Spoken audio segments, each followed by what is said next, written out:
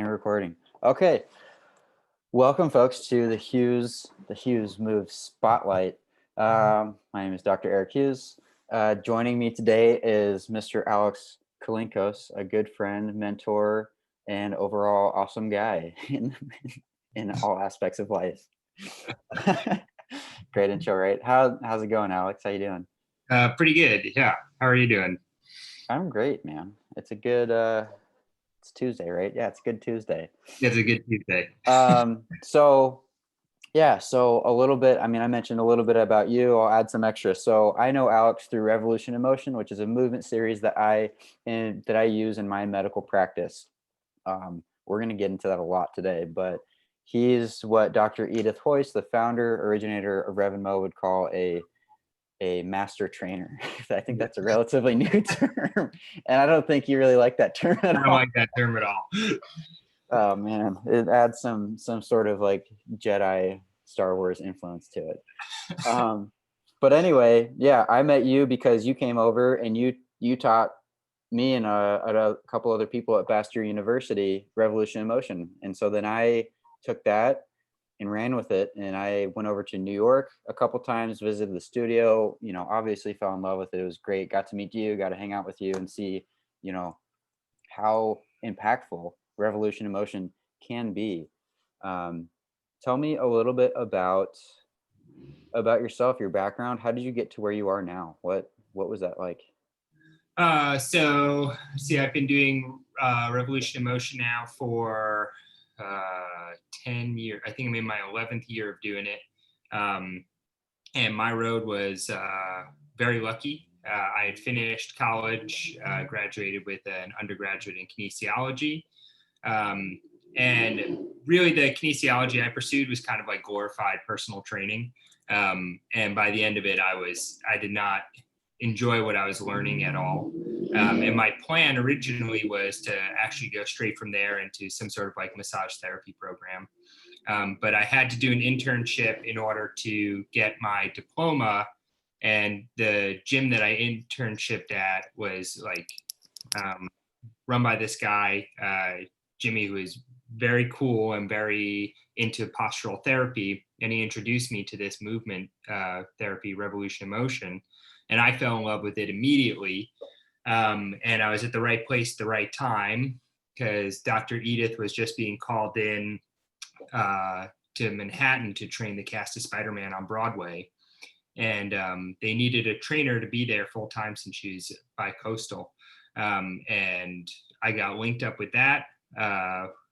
She and I, really clicked.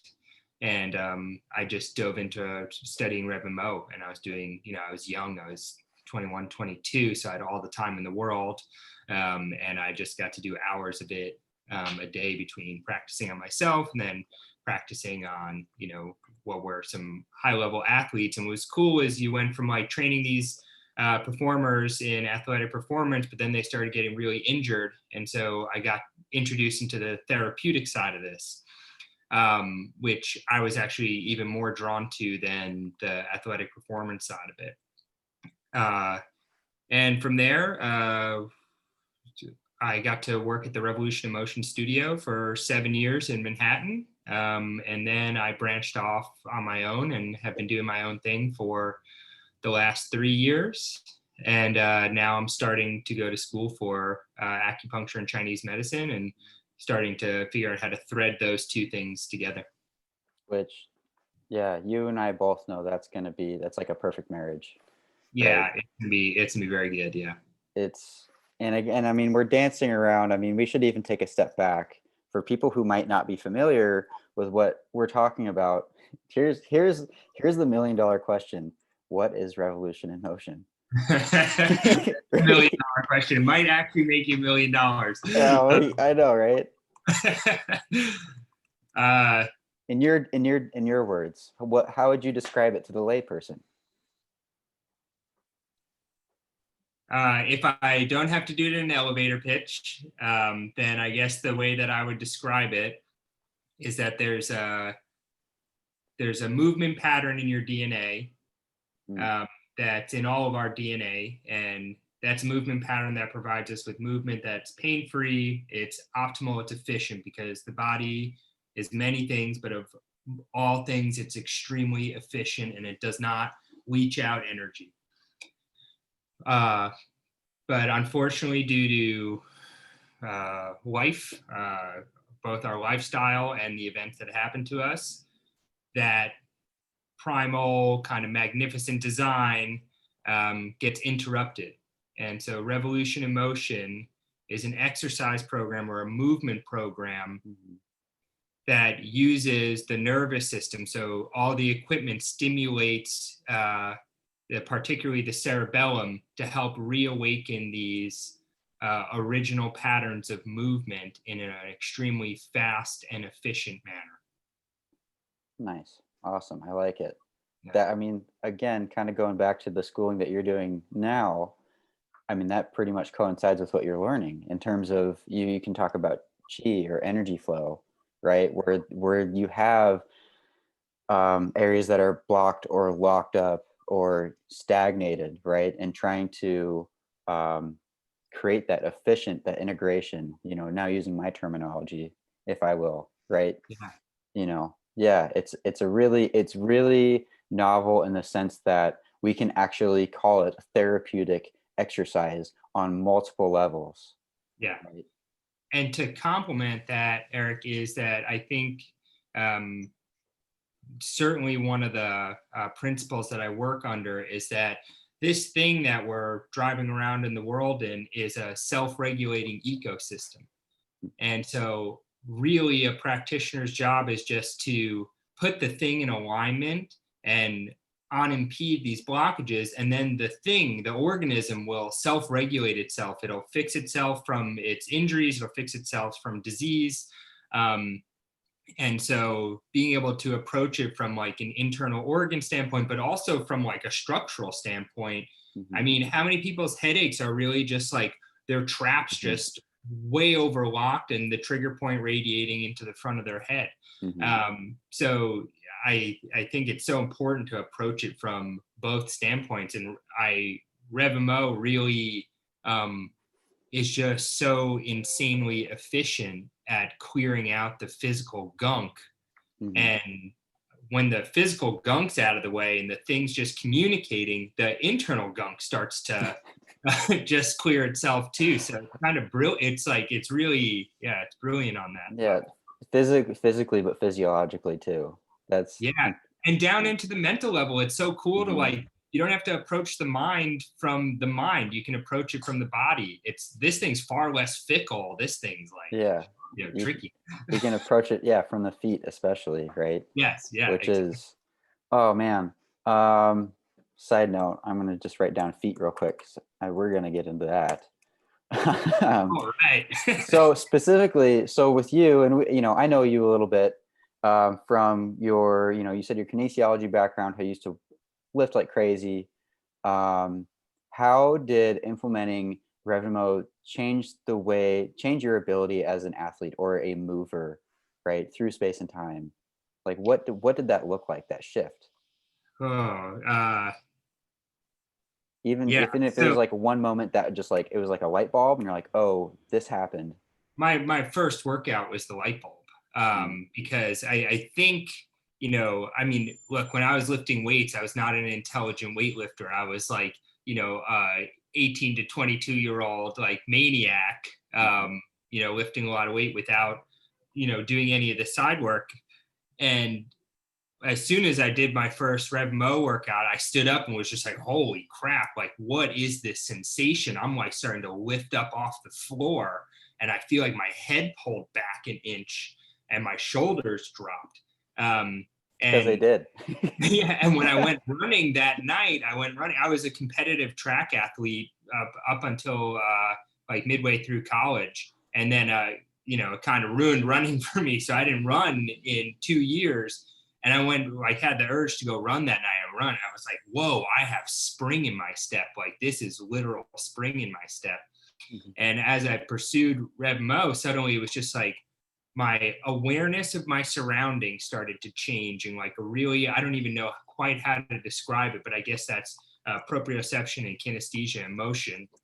But it changed how I could relate to my environment. So it was like I was far more adaptive. Especially, I love to trail run, and the way my foot would touch the rock started to change. It's like I knew when I needed to be hard. I knew when I needed to be soft. Um, like, you know, the overall flow of my motion, like, just skyrocketed. I didn't know that was a thing. I didn't know that was, you know, you can move this freely. And it took a minute to kind of get over my ego in the beginning, because I was like, well, I'm going to lose all my strength and this, that. But then I saw that, like, you know, my interpretation of what strength is needed to be reorganized, because I had great strength on my exterior, but I didn't. When you build strength from internally, externally, you can still, like, do everything you need to do in life, and, you know, be a strong person. But you get all this added mobility, flexibility, and integration with the environment. So now I could roll suddenly, I could tumble. You know, my jump started to increase in height. And I love the buoyancy and the bounce that you get with Rev Mo. It's just like you just have these springs that are just always ready to respond so quickly, and it's just so cool to feel that. Yeah, it's 100%, absolutely. Um, so now we're gonna get back to my footnote, pun intended.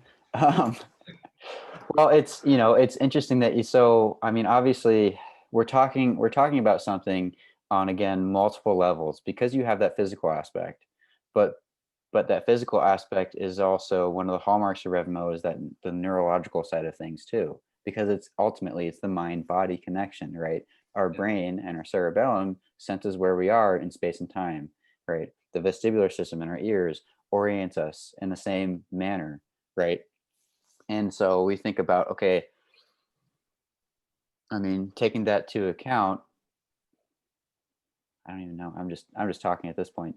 I'm trying to figure out. You get what I'm saying. Um, let's get into poor segue. Let's get into the feet. I Really? think poor segue at all, because everything that you're talking about, like the way Rev Mo accesses being able to upgrade the cerebellum, is, you know, through the periphery, and particularly through, like, the rich neurology in the feet, which is a very unique way to it. And I think what you're getting at with what you're talking about with the cerebellum is, and what I think one of the coolest parts of Rev Mo is that you don't need to train any sort of specific movement. But if you upgrade and build this, like, massive super highway in the cerebellum, you can adapt. You can be thrown into any arena, any movement, and be able to fare pretty good. You know, like, maybe you won't be the best at all of these different modalities, but if you take someone who's a specialist in their modality and bring them into Rev Mo, they can't do it.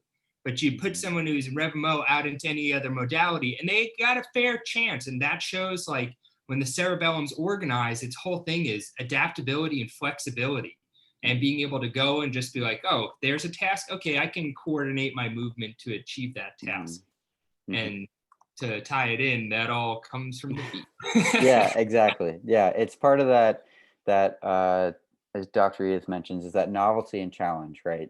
We're always growing in order to make this change, in order to make this shift in terms of what movement, what mobility, right, what performance actually is moving well in space and time, right? We have to impart that change on the brain. And right, let's take, for example, someone who goes to the gym, and does their back and biceps, chest and tries leg day, for years, right? Sure, they might be getting strength, but arguably, are they doing themselves a disservice? Because functionally, neurologically speaking, they're imparting the same movement patterns over and over again. So then when you're like, okay, after you're going to the gym for 5 years in a row doing the same movements, let's have you go kayak for an afternoon. Let's have you go hiking for an afternoon. I bet you you're gonna. I'm saying that because I've experienced it myself, where it's like I was doing the same workouts over and over again, and then I go hunting, and like my back was killing me, my hips were killing me. I'm like, I thought I was strong. What is going on? Right. Well, the thing evolved to move in nature and be educated and get strong by a natural environment.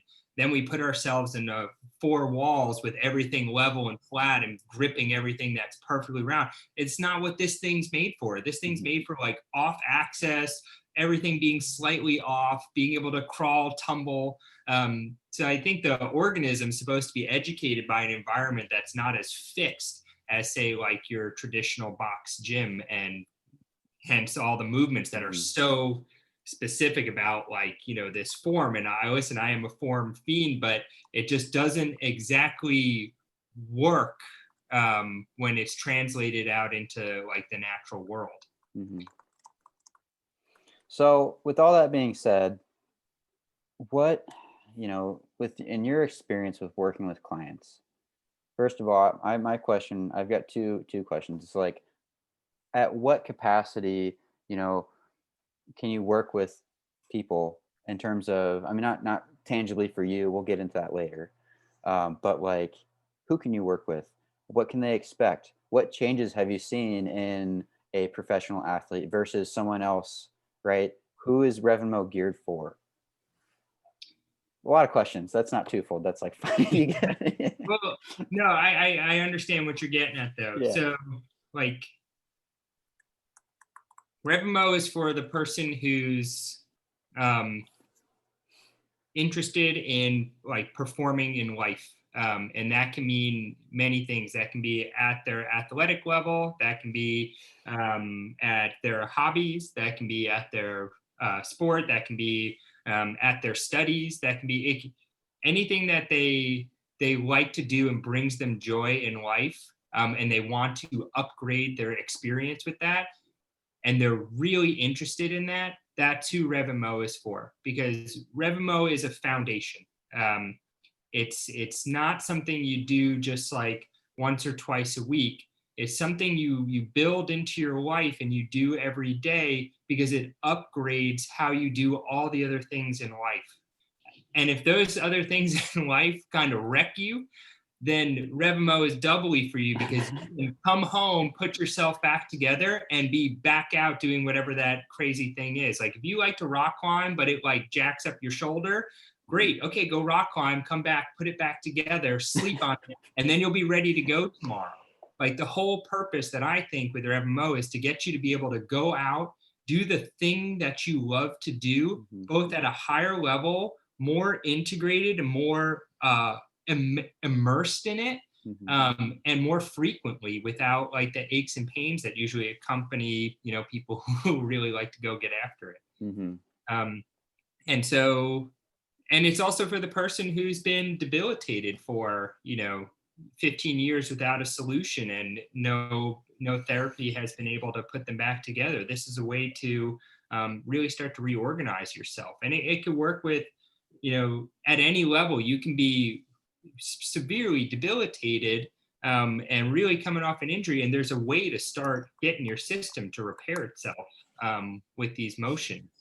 I think the biggest trouble people have with Rev Mo is, you know, our conversation around what fitness is, what strength is, and what that means is really screwed up right now. It's kind of still caught up in like the 1980s, like bodybuilding movement. And we're kind of obsessed with like 45 minutes of cardio that actually kind of wrecks us. As opposed to like what real wellness and kind of what really exploring what the body's kind of capable of. And then the inertia part, because the beginning of Rev Mo isn't pretty, you know, it's like, it's not sexy. It's pretty boring, but it's really difficult. It's like, it's difficult. And like, so if someone, here's a big thing. If someone stands on the slant board and toes downhill, one of the most fundamental exercises of Rev Mo, and they can't do that, and they get off and they don't question, why the heck can't my knee track over my second and third toe? Why the heck can't my hip centrate? And why can't I just like balance on this board? And they don't question that as like, shoot, there's a dysfunction, I need to upgrade that. But they just want like to skip ahead to like the sexy exercises. It's not for you, because you're not curious enough around like what needs to happen for optimal movement. And if you put in the 2-3 months that it takes to like correct the simple exercises, then you get to explode through this stuff and do really cool stuff, and that you can show off to your friends and looks good on Instagram posts. Exactly. But like, you got to do, if you can't frog rock, there's a problem in multiple chains, and we got to correct that first. And that's everybody. That is, I don't care if you're a top level jiu-jitsu athlete or you're, someone who hasn't moved in 10 years. If you get on and you can't frog rock, or your knee doesn't track right, that first. The sexy stuff later. But like, here's this boring stuff first. And it shouldn't be boring, because there should be some curiosity around, like, why the heck can't I do these simple tasks? I think that's an important thing to note. I mean, there's a lot of things that you touched on that are really important. One thing that comes to mind is when you're performing specific revolution in motion exercises, we're expecting a specific result out of that one movement, right? Yeah. And so if we're unable to like do frog rock, like there's no way we're going to get you onto, I mean, again, in Rev Mo speak, like knee side to side, like it's just not going to happen, because if we try and put you in there, you're not going to get the benefit of that move, of what we're seeking. And so that, I mean, if I translate that over to sports, for example, someone who's like, started deadlifting for the first time, and they can do 45 pounds pretty well. And they're like, all right, let's do 315, and then it's just like, what are you getting out of that movement, right? What is the benefit of that at that certain point? So that kind of brings to mind that whole, again, bring it around, like, what is strength? What is fitness? And I think it's important to mention or to consider things like longevity, right? Doing movements that will keep you moving forever, right? Not just like, we're going to keep doing this until a certain point because we can't do it anymore, like, and then we get a knee replacement or a hip replacement, and it's like, okay, what's the next activity we're going to do until our other parts of our body break down? It's quite unique to find a movement system that's concerned about the connective tissue quality and making sure the connective tissue feels supple through these light plyometric exercises. I don't hear that really that much out in the ether of anyone being like, you know what, your connective tissue, you're 30 years old, your connective tissue feels like you're 50. Let's check your connective tissue after 3-4 months of this, and oh wow, you feel that? It's nice and pliable now. It's not like a cement brick. So yeah, that's it's almost like why it's really easy to work with athletes, because there's no sport that you get to skip the foundations, and the foundations are drilled so intensely, no matter how high level you are, particularly in like martial arts. It's just like, so that understanding that you don't get to skip the foundations ever, and they never leave, is so important. And I wish like that message was able to get out a little bit more, Yeah, absolutely. 100%. One thing that kind of brought to mind was, I think, a term, I don't know if Dr. Edith has been mentioning this a lot, but the term fascial remodeling, she's been saying that a lot more often recently, at least. And the idea that we have this, like you say, this connective tissue throughout our whole body is what I was taught as, like, it's almost like your Spider-Man suit, right? If my shirt is it's my fascia. It's this white connective tissue that invests in between muscles, around muscles, connects muscles to muscles, muscles to joints, muscles to bones. It surrounds the ligaments. It suspends your organs in place and time. It does everything. It suspends your brain. You've got the tentorium. You've got that whole thing. With revolution in motion, we're doing, I mean, it's essentially working through that fascial network, right? Because the fascia we're starting to learn, it's pretty much everything, right? And so if we're able to mobilize what we would call one of the front fascial lines or the back fascial lines, like, physically speaking, that looks like, a poor front fascial line is our texting posture. Head forward, shoulders rounded forward, like you got something going on here. But think about all the tension and the fascial restrictions down into the organs, into the diaphragm. You're going to feel that tight psoas, but it's like, okay, then how's your digestion? Right. How's your liver functioning? I did a series with Dr. Edith last night. She was talking about kidneys. She was a big focus around the kidneys, and she's like, don't be surprised if you end up peeing 5 times this tonight. But I think that's a, again, it's like that idea of therapeutic exercise. I don't know another system where you're able to have that conversation. Yeah. Yeah. Yeah, it's like a meld of like qigong and fitness, which I really love, because it's like it's charging the organ system, but along fascial lines or meridian systems, but in a really like athletic sort of way. Yes. Let's you mentioned this a little bit. I want to talk, man. I got two topics. One of two that I want you to talk about or speak on: pelvic floor or the flow state. Flow state. Leave pelvic floor for Dr. Edith. She knows far Yeah, more than yeah. So tell me about the flow state, being in the zone, what we call automation, and how Rev Mo kind of fits in with that picture. Well, my experience, like what interrupts flow state is what you're able to handle. So it's like if there's too much risk, and I don't trust in my efficiency, my adrenaline will get in the way of like dropping into flow, because I'll just be like a little too tense to be able to really drop into the rhythm. And so that's like risk being a little too high and not trusting physical skill. So revolution of motion, I would say this, like it trains you really good. You become really good at falling. And the more you can trust yourself, and I'm talking about flow state in an athletic sense. So the more you can trust yourself to fall, and there's therefore like you have less perceived fear of what could happen based upon what you're doing, and you trust that you're going to be safe, you have a significantly easier time of letting go and dropping into that experience.